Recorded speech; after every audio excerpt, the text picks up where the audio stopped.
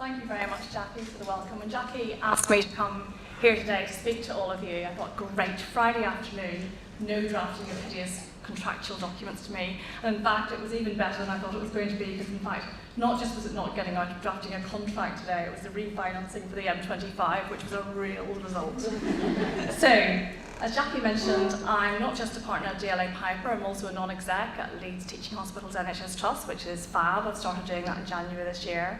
And I'm the chair of Yorkshire 2%. And Jackie gave me a brief for today, which was just to talk to you a bit about my career so far, how I've made it in a business where women do tend to fall by the wayside. And I watch so many of my really talented female colleagues, many of whom were much more talented than I am, fall away whilst I progress through the ranks. So talking to you a little bit about that.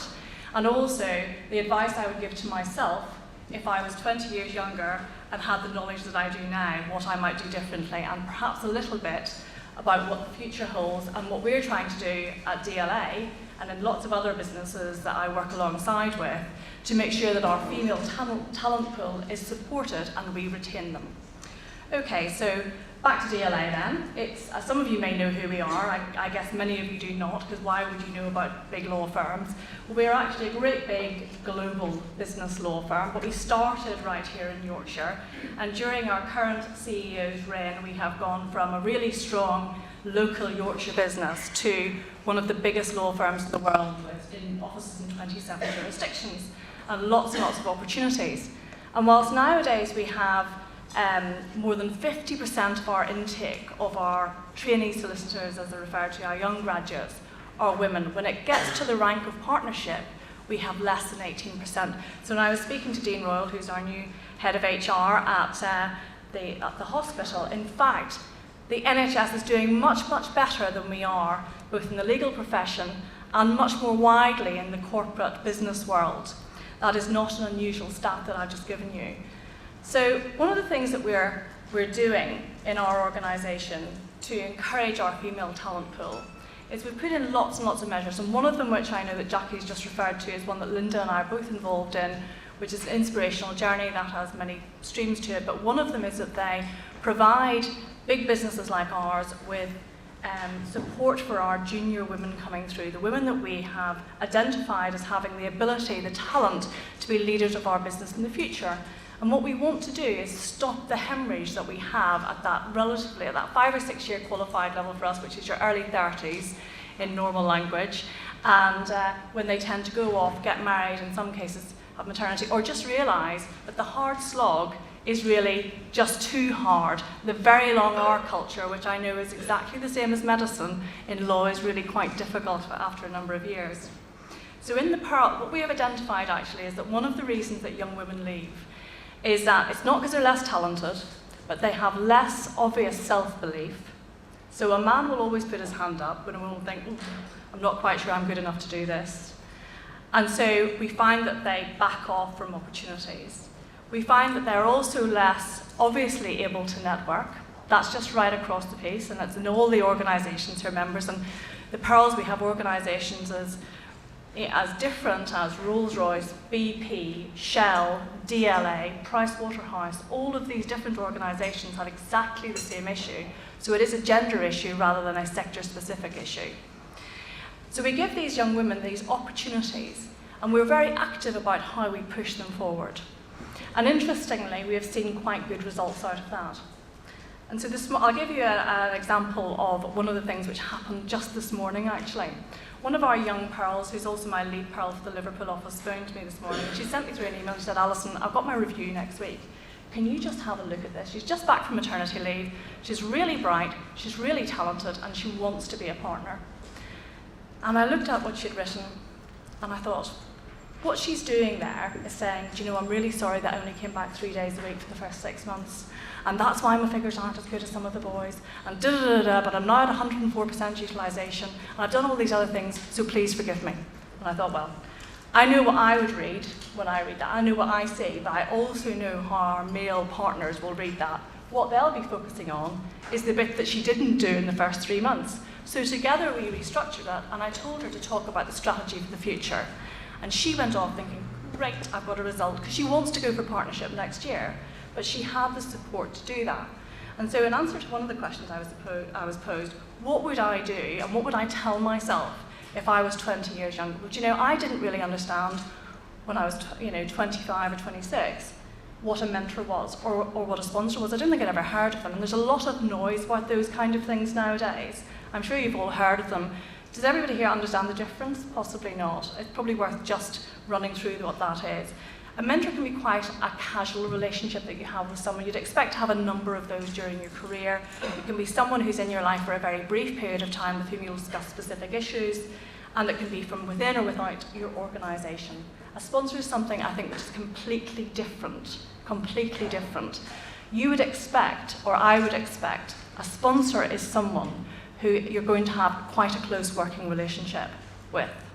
And you would expect that they would have something to gain from promoting you. They need to be the person who's the voice in the room when you're not there, who's going to be saying, do you know what, John's a great guy, or Jane is a fantastic girl, she's absolutely great at this, we should be pushing her forward for the first promotion. And there is a relationship of mutual benefit. That is the big difference. And what I would say to myself is, make sure you have a sponsor, know who that person is, and if you can't identify who that person is in your organisation, then you really need to have a think about what you're doing and how you are interfacing with the people who are senior in your organisation and can make a difference to your career. And also reach out to mentors. It's amazing how quickly you will find that people want to help you. If they, Linda Pollard has been a mentor of mine for a long time. She is one of those women who actively supports other women. She is absolutely outstanding in that respect. And she has a number of senior women from lots of different organisations. So the FD of Yorkshire Water, the FD of Leeds University, one of the most senior people in VP, all regard Linda as their personal mentor. And she has been really helpful in guiding their careers. That is fundamentally incredibly important. One of the things that I also noticed that our young women tend to do, and that I didn't do, and there were lots of reasons for that, is that when they start thinking about having a family and so on, they think, well, planning lots of years in advance how they aren't going to be able to do this, and they won't possibly be able to manage that. And in fact, you can. I have 4 children, 2 of whom I gave birth to, the other 2 I just pay for. My husband brought those along as part of the package. And they're fantastic. Brady, our eldest daughter, lives with us. They're great girls. It all kind of works. But it was really difficult sometimes when Archie particularly was very, very small, when I had all 4 of them. And I remember one of the biggest achievements in my career was closing the Birmingham Highways project. I'm an infrastructure lawyer, which you might have guessed by the M25 contract, or the comment at the front of at the start of the chat. And I closed that deal on Archie's first birthday. And it was really, I had a choice to make. I either didn't close the deal, or I went home and saw my son on his first birthday. And that was a rotten choice to make. But there was no way, having been in that deal for 10 years, that I was walking out of that room. And I made the choice because I knew that Archie would never know. But it really made a difference. I closed the deal on the day of the last general election. And I knew that our funding for that deal was going the next day if the Conservatives got in, because they'd made it clear there was so much money at stake. And I'd invested so much of my life in that deal, there was literally no way I was walking out of that room. And I hope Archie's forgiven me, I spoil him lots. Every time I think about it, I feel guilty. That's just part of being a mum, part of being everything that we all have to do nowadays. It's just kind of balancing everything. So there's a lot that you can do to make a difference, I think, to the young women going forward. I spend a lot of time mentoring people. If you are a senior woman and you've been successful, you should be helping to lift the other people up as you're going up the ladder yourself. You should be helping other people. There really isn't any excuse for it. There are lots of you in the room. A lot of you look quite senior, so you ought to be helping the other women coming up behind you. It's a very fulfilling thing to do. Listen, I'm not the only person getting badged with being senior here today, okay? That is the only, that was one of the things I thought to myself, God, it's horrible when you suddenly realise that you're the one who's always badged as the person who's made it to the top, which equals old, let's face it. So anyway, I think I'm happy to take questions if anyone has any questions about what it feels like, what we're doing to make a difference. I think we've done a lot of research. One of the reasons I am chair of Yorkshire 2% is that Yorkshire had, of course, the worst record in the UK for women on boards. And that's how this whole inspirational journey thing came along. Heather Jackson got hold of that information and thought, well, actually, there's no reason for that to be the case. And she got lots of us together, bullied us into action. And now we have an organisation which is national and extremely successful, which represents the top 2% of business women in business. And most of us have non-exec roles now. And so there is a direct correlation to women actively stepping forward, putting yourself in a position where you will get selected. That is a big part of it as well. When other women stood back and said they didn't want to do it, it's too hard, I put my hand up for it. It didn't mean that I was cleverer than them, I just thought, well, I'm going to go for it, why not? It also helped, I have to say, that I didn't meet my husband until I was 34. So I wasn't having children early doors. I had my first child at 38 and the second one at 40, and I was already a partner.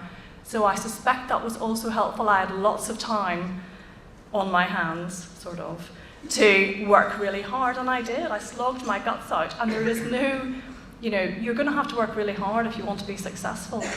And there's a lot of chat nowadays about work-life balance and all of that. We all talk about work-life balance. Well, I've always found that quite hard to achieve. I just have my life, and I have to do as much as I can with the time available to me, and I see as much as I can of my children, but I work really hard, and that's how you get successful. There is literally no option but to do that. But you've got to put yourself out there, girls. You've got to put your hand up and say you want to do it, and make sure people know you want to do it. And you've also got to be really good at what you do. And I suspect, by virtue of the fact you're all sitting here, you do want to put your hand up, or you wouldn't be here unless it's just a bit like me. You don't want to do your medical equivalent or your academic equivalent to the M25 refinancing. So, on that note, thank you very much for having me. I hope that has given you some insight into what it's felt like to get through to the ranks of senior partner at DLA Piper, and I'll happily take some questions either now or later, whichever you prefer, Jackie.